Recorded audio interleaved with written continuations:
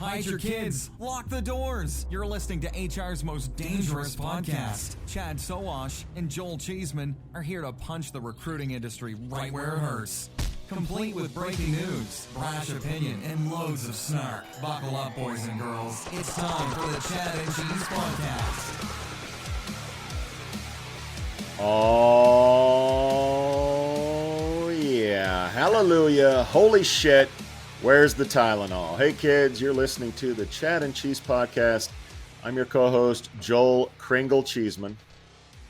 This is Chad. I'm feeling naughty. So wash. And on this week's episode, we're checking it once. We're checking it twice. We're going to find out who was naughty and nice in 2023. Let's do this. Hospitality is the heart of our society. It brings people together to share great food, drinks, and experiences.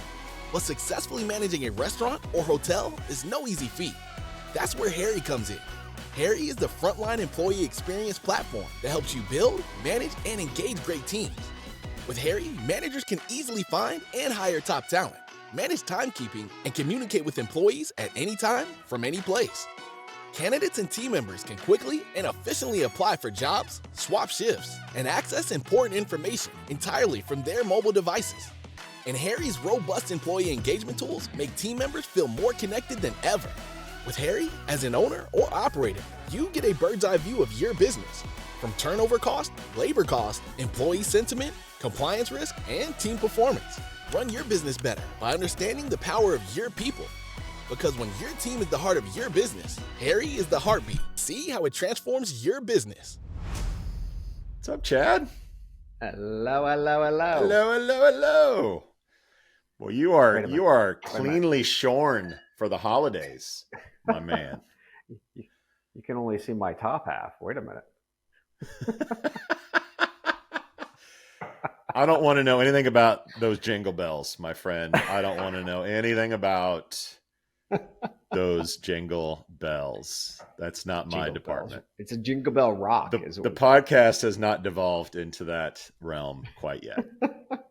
When we're that hard up for listeners, maybe we'll explore the bottom half of the shorn Chad. Speaking of which, he didn't make my list. Did Cardboard Chad make the naughty or nice list this year? No, I mean, I think he definitely should have made the nice list, but it would say. Well, we know he got a little naughty with Cardboard Dolly Parton at SHRM. So I don't know. The jury's out on whether Cardboard Chad was naughty or nice this year. So anyway, Chad, I think this is the 4th or 5th year that we've done this. The news is pretty light in the holiday season. So nice. All the podcasts and every show out there takes an opportunity to look at the past, look at the future, which we'll certainly do in a little bit. But we wanted to do another naughty or nice list. Chad and I came up with 2 recipients each of a naughty award and 2 recipients each of a nice award from 2023 in the world of work. So I know you have a beach to get to. It's already happy hour, as it always is in Portugal, and I have gifts to wrap. I'm not a very proficient gift wrapper, so it takes me a long time. So why they made gift bags. That's right. So here's how the format's going to work. I'm going to go first with a nice, then you're going to go with a nice. We're going to take a break. 2 nices in a row and a naughty. And we're going to load up the naughtiness on the back end, which is how we always do. And then we'll call it a day and wish everyone a do and a happy holiday break. Sound good to you? Let's do it. Good to me, man. Winning. All right, number 1 on my nice list here. Okay, so as of 2020, the pandemic, the work from home, the remote workforce, unicorns galore. We were always wondering, like, who was going to come out of this group the big winner? And we had Oyster, we had Remote, we had Velocity Global, we had Personio, Hi Bob, Eightfold is kind of trying to be in there. And by all accounts, it seems to look like Deal, DEEL, is the big deal. So let me give you some numbers here. They're 5 years old. Okay. They have a woman co-founder. My list is kind of heavy on the females this year. Woman co-founder. Love it. They've raised $679 million. They have a $7 billion valuation. By the way, a year ago, I think that was at 12 billion. So if they've almost been split in half, imagine what everyone else has done in that time. Remote has a $3 billion valuation. Oyster has a $1 billion valuation. According to LinkedIn, their headcount has grown 118% in the last 6 months, 236% in the last year, and 675% in the last 2 years. September of 2023, their hiring has ramped up. So since the fall, they've gone back into an uptrend where most others have flatlined or gone down. Customers include Dropbox, Nike, Shopify, Reddit, Subway, and your favorite, Red Bull. A story by The Information says that they've hit $400 million in ARR for 2023. That's up from $295 million in January. And in 2020, they made a modest $1.4 million. So if you want to talk about rocket ships, Deal is a rocket ship. So what's up for the future? They have an eye to an IPO in 2025, according to a story in Bloomberg. They have $550 million in the bank, and they remain profitable to the tune of roughly $5 million per month.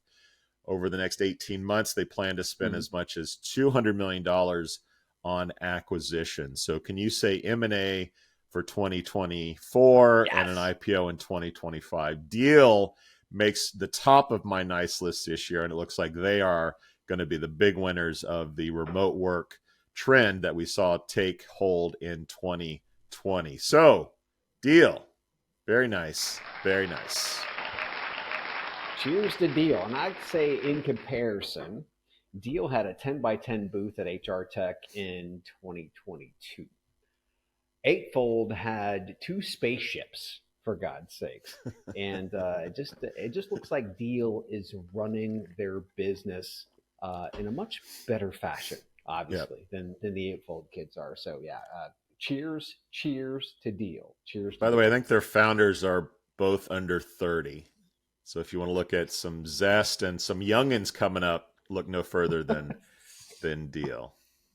Some zest. Winning. All right. My first nice. Get ready. Another one. It's going to surprise you. Google for Jobs. That's right.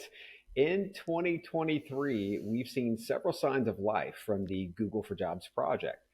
Tom Chevalier over at Appcast Labs noticed Google performing new layout tests and what I would call a public beta, providing screenshots of jobs showing up in paid ad section. You heard that. Then Alexander Tchaikovsky shared screenshots of different Google for Jobs layouts, providing a more fluid user experience versus the current chunky look. Yes, it's taken forever to get here, but progress is good. But why does Google make the nice list? Well, Indeed needed to do something to respond. So in a very out of character move, they tried forcing cost per apply, and cost per apply started on the market all at once. Indeed had to get in front of Google because they've educated the market for years on CPC. And if Google was coming to the market with CPC for jobs, well, Google wins that fight. So Indeed needed to get the industry educated on their new products quickly, too quickly. So quickly, those efforts collapsed under their own weight. Yes, Indeed's inability to roll out new products just imploded because Google forced the market. So the Google for Jobs project gets placed on my nice list for driving excitement and bumbling in the market. We're looking forward to all that Google has to bring us in 2024. All right. Very nice. Warming up with a couple of nice listers. All right, we'll take a quick break and get back to 2 more nices, and we'll tease you with a little naughty and then bring it into ultimate naughtiness at the end. Yes.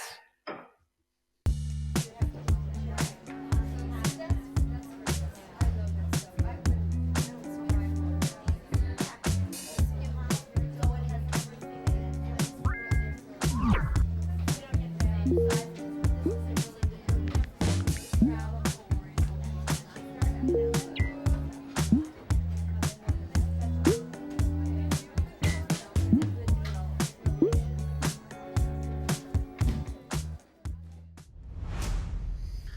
right, Chad, you're about halfway through with beer number one. I'm Yes. curious of how far we're going to get by the end of the show.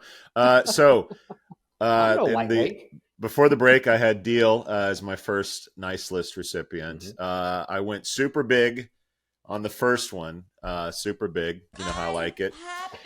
And on this one, I'm going to go super small because I wanted to kind of balance my nice list out. Now, I like it. you and I have been doing Firing Squad. It was our first show outside of our weekly show. It was the first kind of like we wanted to do a Shark Tank kind of thing. Knew a lot of Yep. startups and who wanted exposure. So we've been doing Firing Squad for a long time. We've killed a lot of companies. We've lifted a lot up. But there was one last year that took me totally by surprise. And generally with Firing Squad, I look at the company, I look at Crunchbase, I look at the founders, their experience and what they've done. And I generally have a good idea of how I'm going to comment about the company, what my rating and review is going to be. What's that? Or you think you do. Or I think I do. So Yeah, so this I know. past year, we a company called Vet came on the show. And Vet, what they do is they have real human beings. They have a contract workforce of like 600 people. And when you apply to a job, they have an integration into Indeed. And when you apply, you get a note saying, "Hey, would you like to interview now?" And they go, "Oh, okay." And then they actually get a call from a human being. And I thought that sounds like the worst idea for 2023 that I've ever heard. Right? Chatbots are taking over, automation is taking over, AI is like no one is going to pay for human beings to talk to people. Like, forget about it. So we got on the call. Amber Warner is the founder. Again, we're going female on my nice list. And they launched in 2020. They've raised about $2.5 million. So they're on par with that usual startup kind of flavor. A little bit, a couple million, and getting into this. And I thought, I'm going to destroy this company. She pitched it to us, sold me on it, and I got to thinking that, man, we need some humanity in 2023. And this company, little startup, is taking on the paradoxes and the big guys and like bringing humanity to this industry. When we both gave them a rousing applause, I expected to give them the guns. After we talked with them, I messaged Amber and I said, if you want someone to help you, if you needed, like, I want to help your mission and your cause. Full disclosure, in the time since then, I'm on with the company, so take my niceness with whatever you want. But full disclosure, I'm helping these guys, and it's really exciting. The energy around what they're doing, the humanity that they're bringing to our industry, which tries to get more and more robotic every year. So for me, my second nice list recipient goes to Vet, and that's VETT.io, in case you didn't know. As in Corvette. And I love the whole skipping of the interview scheduling. It's funny because that's been like, I mean, literally that was like a platform for, I don't know how many startups a couple of years ago. And it kind of evolved past that, but that was like one of the biggest issues. And now this platform, literally, I think it was like 80% or something like that. You probably know better than I do. Skips the interview scheduling entirely, because as soon as you apply and you go through the little application process, you can go directly to the interview if you meet all the requirements. And that to me was just genius. Oops. Winning. All right, let's get to your second nice. Oh, well, if you've been listening to the podcast this year, kids, you know. If you've been watching news, you know. It's power to the people.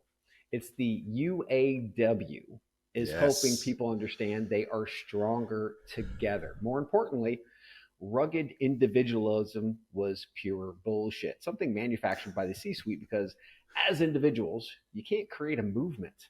And movements are what scare the shit out of boards everywhere and C-suites everywhere, which is why people like Elon Musk and Mary Barra hate unions, because one person isn't a factor. one person can't really move the needle, but hundreds or thousands or tens of thousands. Now you're talking. Plus, even those people who were not in the union saw a bump, which UAW President Sean Fain calls the UAW bump.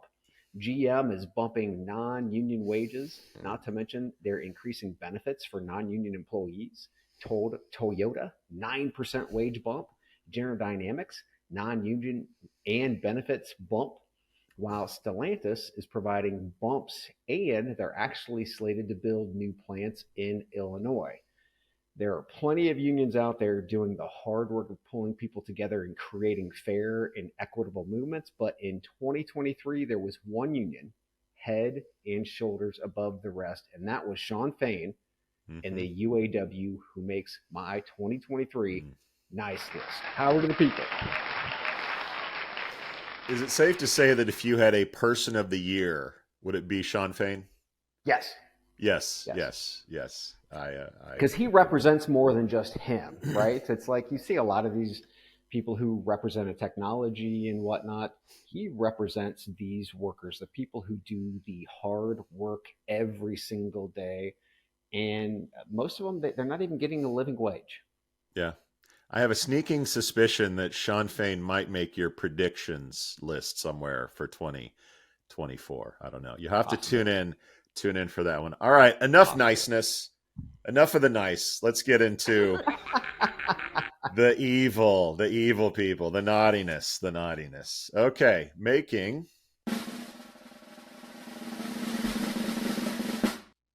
my first naughty lister. All right, Chad, you mentioned unions, power to the people, the rise of the worker, which was all a positive trend in 2023. The trend that I see in my naughty list, if I'm going the opposite direction, is the powers that be having a real problem with the power that workers were garnering, and specifically in the work from home movement, get your ass back in the office, remote work, hybrid work conditions, like all of that came to a head, and the powers that be were not happy with what was going on. Greed always is good, and was very prevalent in 2023. So my first naughty, she's the Pity City CEO. I'm going to play the soundbite from her, which is entertaining, and then we'll talk about it on the other side. Enjoy. Great question, Chris. And, a lot of questions came through about how can we stay motivated if we're not going to get a bonus? What can we do? What can we do? Some of them were nice and some of them were not so nice. So I'm going to address this head on. The most important thing we can do right now is focus on the things that we can control. None of us could have predicted COVID. None of us could have predicted supply chain. None of us could have predicted bank failures. But what we can do is stay in front of our customers, provide the best customer service we can, get our orders out our door, treat each other well, be kind, be respectful, focus on the future because it will be bright. It's not good to be in a situation we're in today, but we're not going to be here forever. It is going to get better. So lead by example, treat people well, talk to them, be kind, and get after it. Don't ask about what are we going to do if we don't get a bonus. Get the damn $26 million. Spend your time and your effort thinking about the $26 million we need and not thinking about what you're going to do if we don't get a bonus. All right? Can I get some commitment for that? I would appreciate that. I had an old boss who said to me one time, you can visit Pity City, but you can't live there. So people, leave Pity City. Let's get it done. Thank you. Have a great day. So that was Andy Owens, CEO of Miller Knoll. Andy, by the way, made over $5 million last year. Only $1 million of that was salary. $2 million was received in stock options, and another $2 million was awarded as stock, and the rest came from other types of compensation. This was all about her and not the workers. The money that there was such a tone deaf element to 2023. The power structure was disrupted, And the Yes. Pity City CEO to me was the epitome of the CEO of 2023, being really unhappy with the workers, not getting the bonuses that I want, not getting paid enough, while the workers had to pull the weight to get her what she wanted. Very selfish, very greedy, a very common theme for 2023. So for me, it was easy. My number one naughty goes to Andy Owens, the Pity CEO of Miller Knoll. All right, that's my first naughty. There's a lot more naughty to come. We'll be right back. All right, Chad. Let's keep the naughty going. Your first one is... Whew. Naughty, and this is not going to be hard to understand, kids. Child labor. Okay. My first shout out, though, I'm going to start this off positive because we got to start out positive. Is I'd like to thank Reed Mackey, the Child Labor Advocacy Director at the National Consumers League and Child Labor Coalition, for coming on the show and doing an interview on this topic months ago and enlightening us on this topic. So in 2023, states like Minnesota, Arkansas, New Jersey, Minnesota, Missouri, Florida, Ohio, Iowa, Wisconsin, and many more are rolling back to the 1930s. That's right. The child labor laws, which were created in the late 1930s, they're rolling those back. And these states' politicians say it's because their labor shortage has impacted industries like meat packing and construction. Yes, kids in slaughterhouses and construction sites. That doesn't sound dangerous at all, does it? So when Iowa Governor Kim Reynolds signed her state's new, more permissive child labor law, she said the measure would, quote, allow young adults to develop their skills in the workforce, end quote. First and foremost, a 14-year-old is not a quote unquote young adult. Plus, I can guarantee you that none of Kim's kids, grandkids, or anybody who's close to her fucking DNA are working any of these jobs. Okay. No. So she's just looking for poor people to do the work at an incredibly cheap labor, right? More importantly, here are the economics. The living wage in Des Moines, for a single mom with a kid is $67,000 a year, while the average meatpacking salary in Iowa is less than $25K a year. Minimum wage is still set at $7.25 an hour, which is a pitiful $15K. So why so low when Tyson Foods, Global Foods, JBS, National Beef Packing, and Seaboard Corp financial statements show a 120% collective jump in their gross profit since the pandemic and a 500% increase in net income? So these long list, Tyson Foods, Global Foods, JBS, National Beef Packing Company, and Seaboard Corp recently also announced a $1 billion dividend and stock buyback. And on top of that, these companies paid more than $3 billion to shareholders since the pandemic began. So names of the 2023 naughty list are Iowa Governor, I hate poor people, Kim Reynolds, Tyson Foods, Global Foods, JBS, National Beef Packing Company, and Seaboard Corp for turning the clock back to the 1930s. Shame on you. You're getting a lump of coal. Doesn't anyone notice this? I feel like I'm taking crazy pills. All right, starting the naughty off on the right way. All right, my second one is an Aussie twofer, Chad. That's right. Australia, the Arkansas of the Southern Hemisphere, never ceases to entertain us, which brings me to... First up, we have Nicole Duncan. We've never talked about Nicole on the show. I did it in my research. And this is what she had to say about work from home. Absolutely passionate about people returning to work. This generation is just selfish.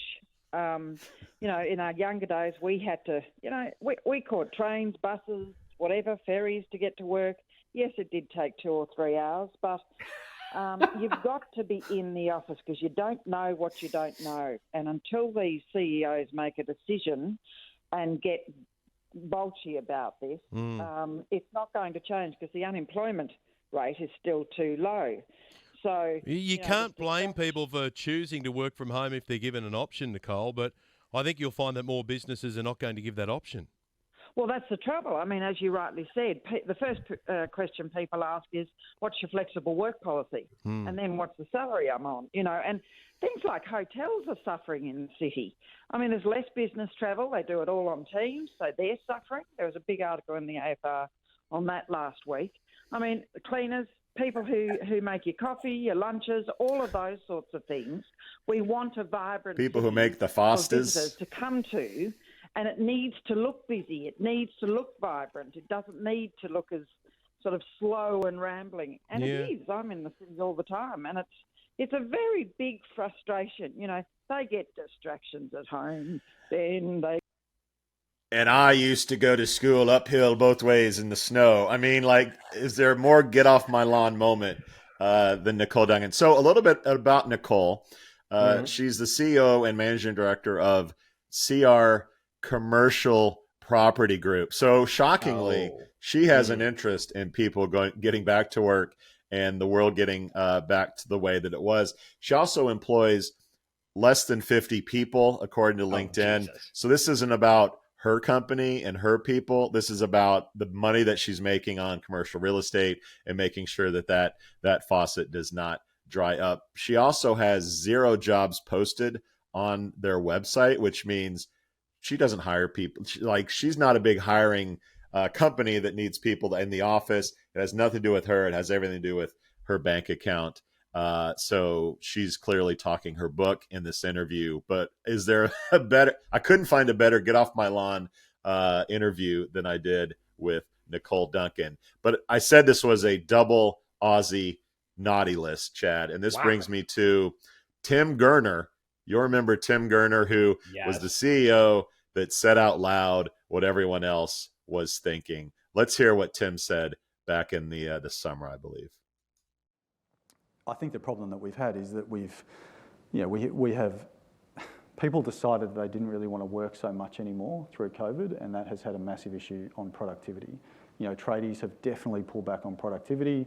You know, they have been paid a lot to do not too much in the last few years, and we need to see that change. We need to see unemployment rise. Unemployment has to jump 40, 50% in my view.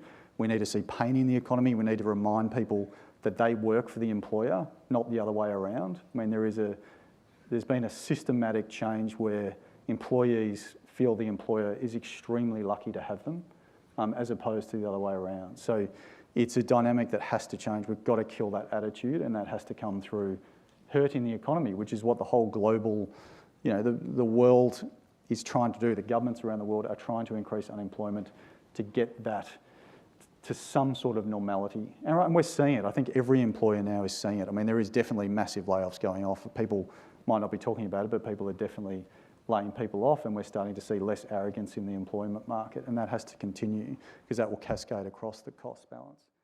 So we covered on the show. I won't spend too much more time on that. By the way, Tim is one of Australia's richest men. so he knows about the little guy. He knows about the working man and woman and what they're going through. Yeah. So for me, my naughty list ends and begins in Australia in this case, but no better sound bites that I could share than those two winners.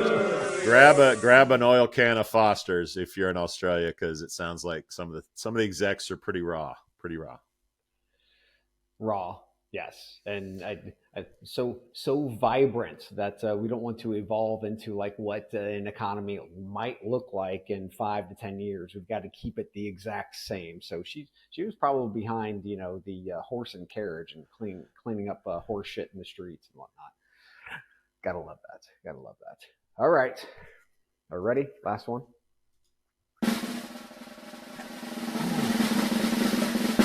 This is going to surprise nobody. My last naughty list goes to Elon Musk and his killing of Twitter.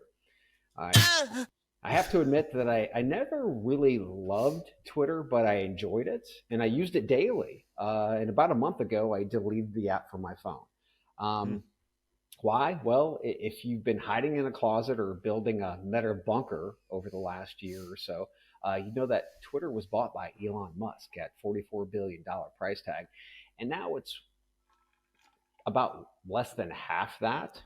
It's worth less than half that. So how did this happen? Simple answer is Elon Musk. Long answer is it starts with Elon chasing advertisers away by allowing and trying to normalize disinformation, trolls, anti-Semitic tweets, and incels who now rule the fucking platform. Big companies want none of that, and they have pulled billions of dollars in advertising from Twitter for the fear of their ads being in such a toxic environment. And then Elon goes on the stage and publicly say, fuck you, to those enterprise advertisers, calling out specifically Bob Iger, you might know him, CEO of Disney, giving those companies a public stamp of approval to stay the fuck away from Twitter. So how does Elon Musk make up the 25 billion plus in losses without all this enterprise cash? He makes the blue check mark worthless and yet charges for it, which only drives more people away. He's planning to charge all users at least $1, and he plans to charge companies for a 1990s job board he's calling a hiring platform, something quote unquote cooler than LinkedIn. Oh, I also forgot that Linda, Paper Tiger Yacarino, is targeting small and medium-sized businesses to fuel Twitter's future growth, where I respond, good fucking luck, Linda. And all of this while Elon rebrands as X.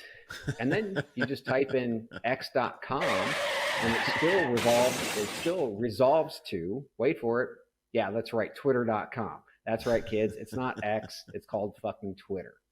Twitter.com.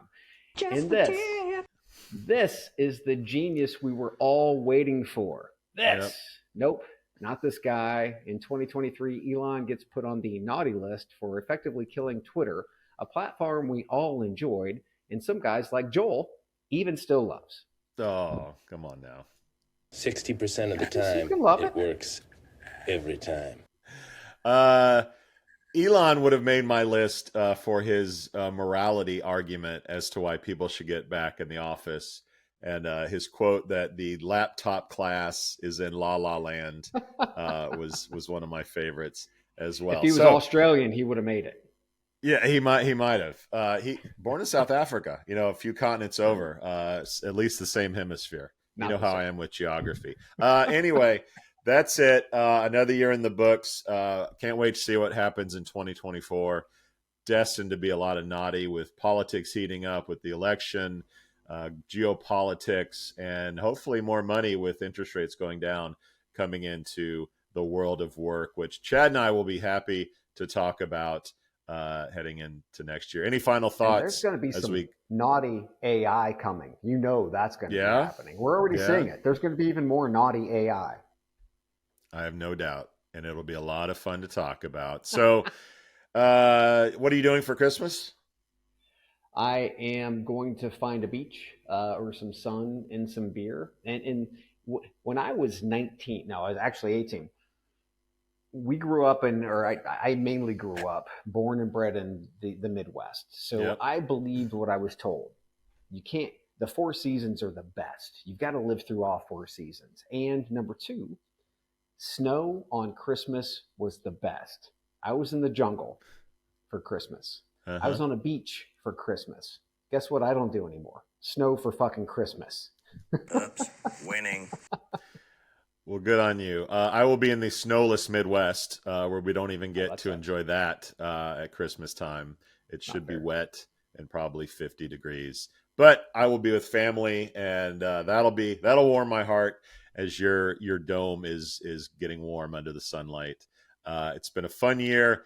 We'll see you in 2024 with some predictions. But until then, Chad, naughty and nice, checking it twice. We out. We out.